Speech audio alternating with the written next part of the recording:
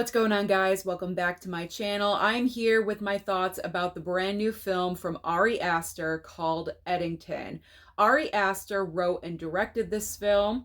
We also have a great ensemble cast with Joaquin Phoenix, Emma Stone, Austin Butler, and Pedro Pascal.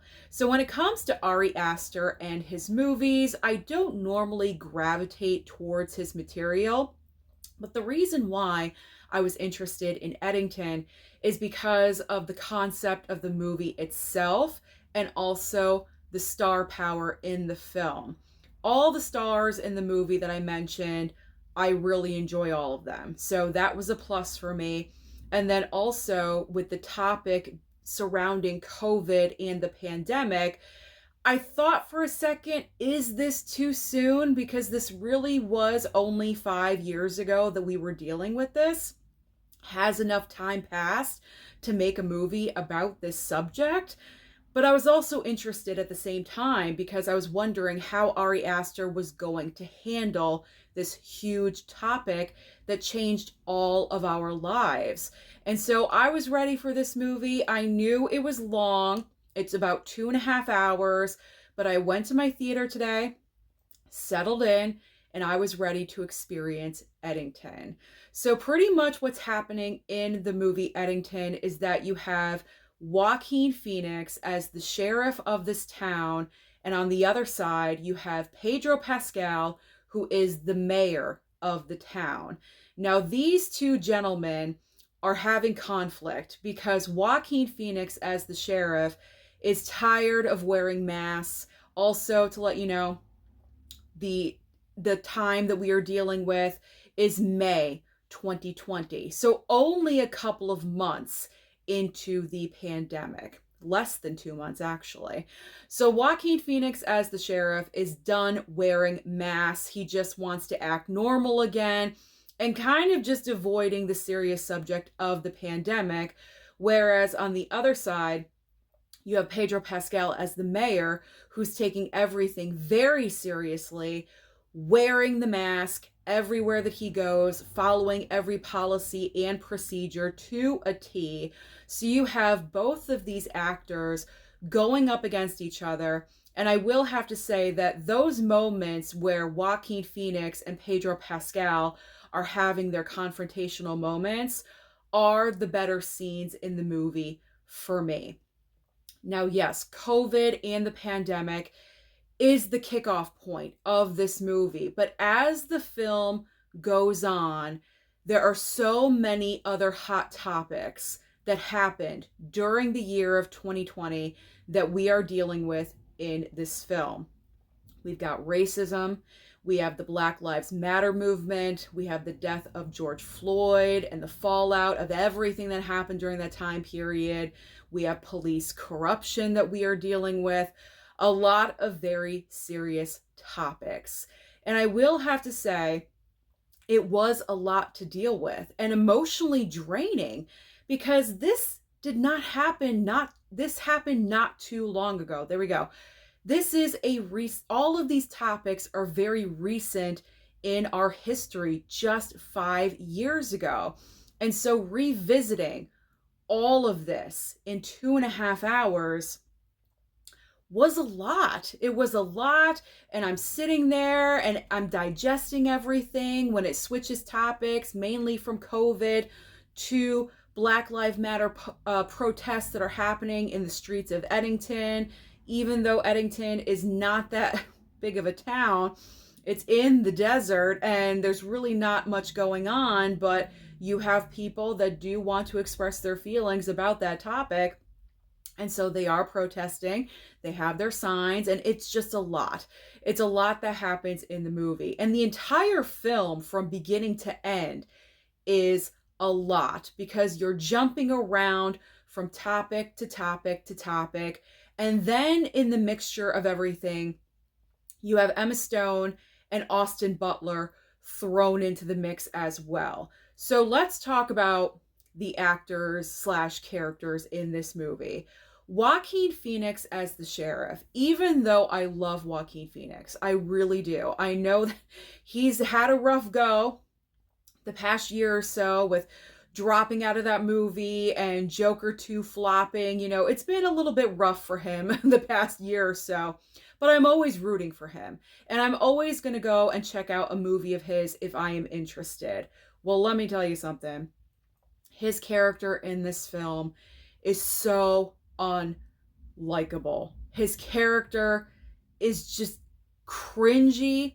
I hated him. I think I hated him right from the start. There was just something about his character that rubbed me the wrong way, and it stayed. All of his actions in this film confirmed my further hatred of him throughout the entire movie. He was just so unlikable. And for the fact that he was so unlikable, he was also pretty much in every single scene of this movie. I could not escape him. We cannot escape him. He's literally in every single scene. I wanted to focus on other characters so badly, but really that does not happen. Joaquin Phoenix is this entire movie, and then all of the other supporting characters are floating around him. Pedro Pascal, I did enjoy his character because he was more of like the white knight of the movie, the contrast against Joaquin Phoenix's character, who's just like doom and gloom, like he's doom and gloom. He's a walking black cloud, you know what I'm saying? Like the rain is constantly falling on him wherever he goes. And it's like Pedro Pascal is a ray of sunshine at all times. He's for the good. He wants the best for everyone. That's why he's following all of the policies and procedures as far as COVID goes. And so he's really the best character in the entire film. I wish he had more scenes. I really do wish that Ari Aster wrote this movie with more confrontational scenes between Joaquin and Pedro, because that was my favorite part of the film. Now, getting to Emma Stone and Austin Butler, I honestly don't even know why they are in this movie. Emma Stone plays Joaquin Phoenix's wife, and you can tell that there is an explanation in the movie as to why her character is the way that she is, but honestly, there's nothing about Emma Stone that really, like, there's nothing about her casting that we needed. Like, you could have cast any actress. You could have cast a no-name actress for Joaquin Phoenix's wife, and it would have been okay. Why Emma Stone chose to be in this movie, I'm kind of questioning. Maybe she wanted to work with Ari Aster. The opportunity presented itself, and she said yes right away. Who knows? But she does not have a lot of screen time in this movie. Maybe 10 minutes, maybe 10 to 12 minutes total. And that is it in a 2.5-hour movie. She disappears for an extremely long time, and then her in person does not even show up at the very end. It's an image of her that shows up at the very end of the film, and we don't see her. We just don't see her. And then with Austin Butler, his is even worse. He has maybe 5 minutes of screen time total. He plays a cult leader in this movie that Emma Stone kind of has like a fascination for, if you will. She's kind of intrigued by him. And so Austin Butler, I really enjoyed his portrayal of the character. And I would have liked to have seen more, but I felt like Ari Aster was just writing this script with so many different elements, all these different serious topics that he did want to address in one movie. It was just kind of too much. It was too much, and it was all over the place, because why do you have these characters of the wife and the cult leader if you're really not going to do anything with them? And I'm also questioning, why did the actors take these roles? I just really don't understand that. So I kind of wish that we took out those characters of the wife and the cult leader, because to be honest, there really was no point to have them in the movie. Because if you took out that plot line of the film, the movie still would have played out and it would have made sense. So having those elements in the film did not help it at all. It hindered it and made the movie longer than what it needed to be. Now, I will say that the pacing of the film,